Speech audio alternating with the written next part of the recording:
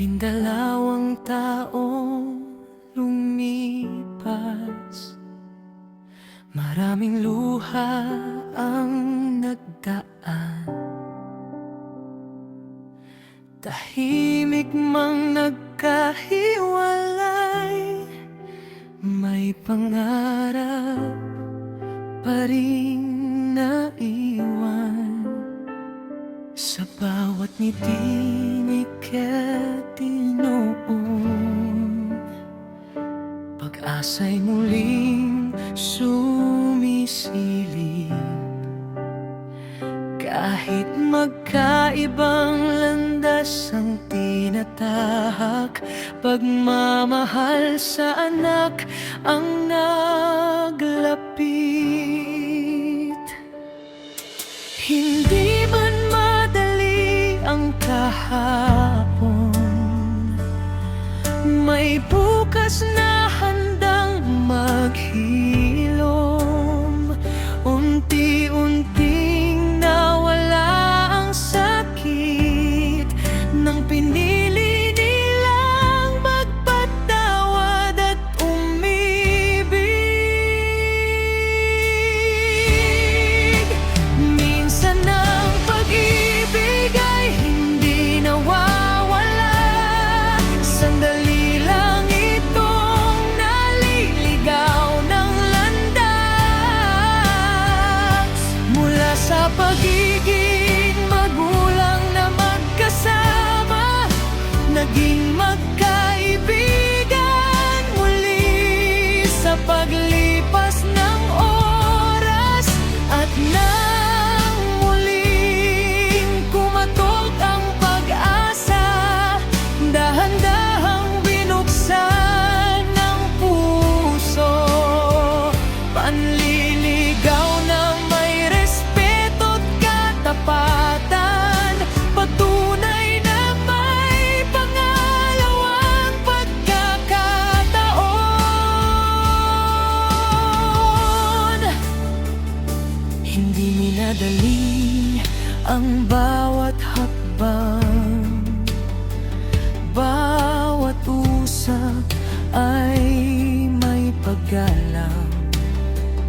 Sa bawat tawanan at simpleng sandali, muling nabuo ang dating damdamin.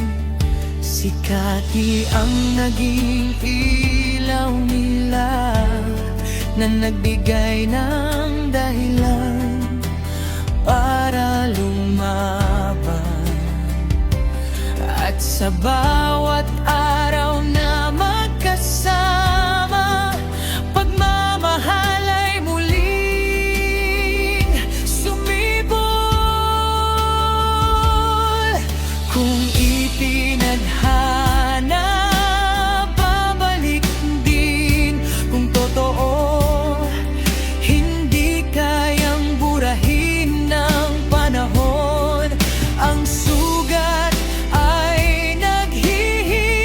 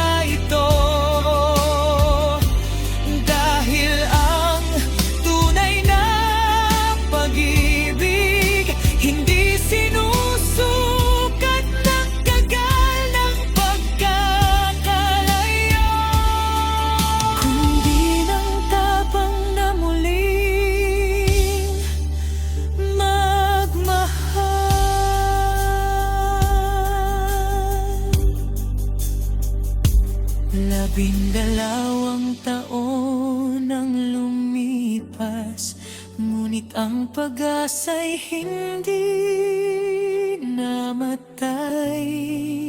Kapag may Diyos na gumagabay, ang tamang panahon ay laging dumarating. At ang pag-ibig ay muling namumulaklapan.